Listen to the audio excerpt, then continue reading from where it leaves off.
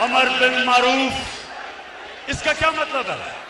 इसका मतलब ये कौम के ऊपर लाजमी कर दिया कि आप जब भी आप देखें कि कोई बदी है, बुराई है, कौम की जिम्मेदारी लगाई कि आप उस बदी और बुराई के खिलाफ जिहाद करें, अच्छाई के साथ खड़े हों, क्योंकि ये कौम को जिंदा रखती है।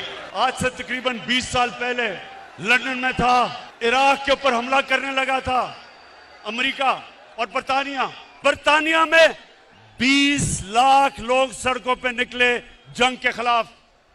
अमर बिल मारूफ, इसको कहते हैं अमर बिल मारूफ, कि उनकी हुकूमत को फायदा भी होना था इराक जंग से, इराक में तेल भी था, लेकिन वो अच्छाई के साथ खड़े हुए। उन्होंने कहा नहीं, ये गलत है। इसको अमर बिल मारूफ कहते हैं, इसको जिंदा कौम कहते हैं। आज सबको देख के मुझे खुशी ये है कि मैंने जब आपको कॉल दी, ये जो लोगों के जमीरों का सौदा हो रहा है, एक गवर्नमेंट को गिराने की कोशिश क्या कर रही है, पैसे लगा रहे हैं लोगों को खरीदने के लिए। तो मैं आज आप सबका शुक्रिया अदा करता हूं कि आप इस तादाद में यहाँ आए। आप इस जुर्म में शरीक नहीं।